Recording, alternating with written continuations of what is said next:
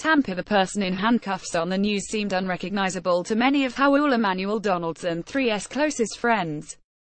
He wore a white jumpsuit and was surrounded by stout police officers who looked relieved after catching the man they were sure was Tampa's most notorious killer.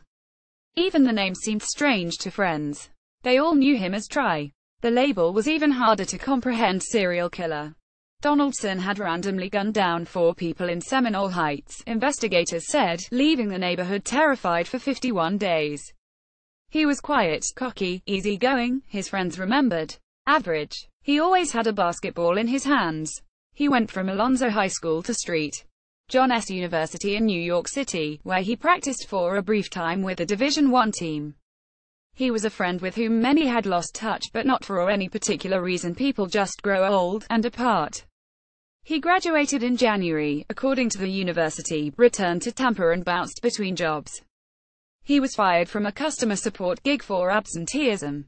He started working at the McDonald's in Ybor City, where, police said, he left the gun used in the killings with a colleague who notified an officer Tuesday. The police chief said Donaldson, 24, was calm and pleasant when he talked to detectives. He admitted being the only one to ever possess the gun, but he didn't confess to the killings.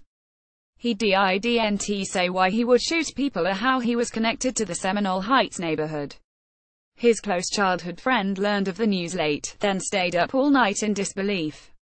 My mom always commended him for his manners and likability, and she still says he was the most likable kid that you could possibly ask for, said Tyler Gimbert. She started to tear up on the phone when I told her. My dad too. It just doesn't make sense. The boys from the middle-class neighborhood called themselves the Baycrest Bunch. It was Gimbert, Donaldson, and a handful of others always sleeping over and playing pickup sports. They rode the bus together to Farnell Middle School. Gimbert, now 25, remembers his parents were sticklers for manners. Impolite friends were banned from staying over. But never Donaldson. One time, they were walking and came upon a hole with a bunch of garden snakes. Donaldson instantly picked up a fistful and threw them at his friends, launching an all-out snake war. Try was always the brave one, Gimbert said. Gimbert said he was never too close with Donaldson's parents and remembers his friend was often watched by an older sister. Court records show that Donaldson's mother and father had a domestic dispute in 1997 that almost led to a divorce. His family could not be reached for comment Wednesday. Gimbert once fought with Donaldson's cousin, he remembered, and they rolled into a canal behind his house. Donaldson stopped them and forced them to make amends. But people change, Gimbert acknowledged. I can only tell you what I know about him, who he was back in the day, he said. I don't know how he might have changed or what could have led him to this. I am repulsed by it, I really am. I feel so bad for the family members of the victims and Try's family. Donaldson bounced between high schools, eventually landing at Alonzo for part of his junior and all of his senior year. He played on the basketball team and graduated in 2011. A few years before, court records show, his parents entered into bankruptcy proceedings, reporting that they made $4,500 a month in 2008. Donaldson moved to New York for college, and at St. John's, people quickly came to know him as a gym rat at the basketball court. He got a brief opportunity his freshman year to practice with the school's basketball team, and another walk-on to the program remembered him as a guard who could dribble, but was occasionally tripped up by pigeon toes. Donaldson liked to talk trash. He just had a mouth on him really, said Gerard Rivers, a fellow guard. As a walk-on, really your role is to just be humble and help where you can, and that wasn't him. He was a tough kid, said Sam Seeley. He played with a chip on his shoulder. In his dorm, Rivers said, Donaldson was friendly, always sitting with his computer in the common lounge. He was so productive, Rivers said. I knew he wanted to be there for school. It was a good school. Still, it took Donaldson nearly 6 years to finish college. St. John's declined Wednesday to release information about his academic history. In 2014, he was arrested in New York City, but police released no details Wednesday, saying the file was sealed. After school, Donaldson moved back to Tampa, a transition that was tough, said Ryan Keyworth, a friend from elementary school.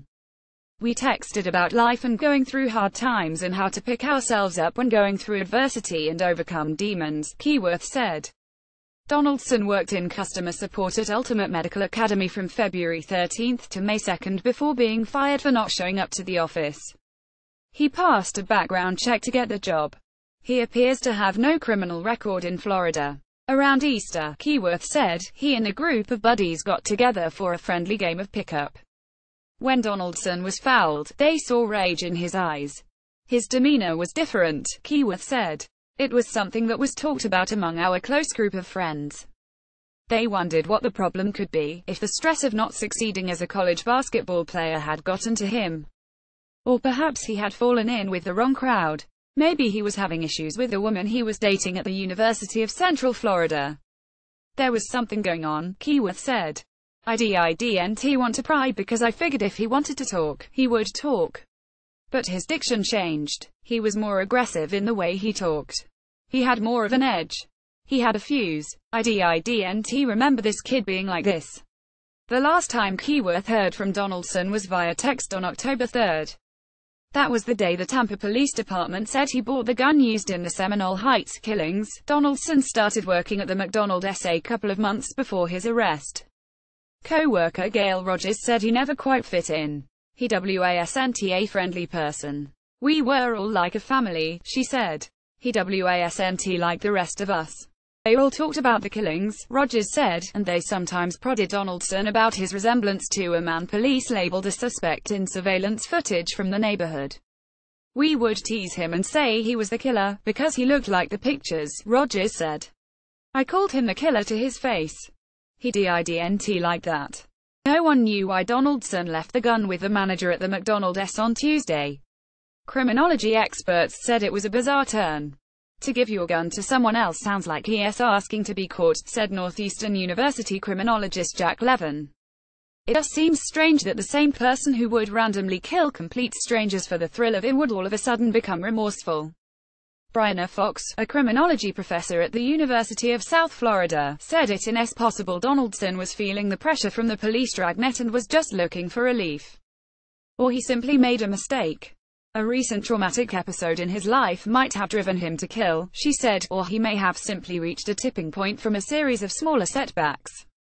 For the people who know Donaldson, no explanation will ever suffice. Gimbert, his childhood friend, walked around their old neighborhood Wednesday.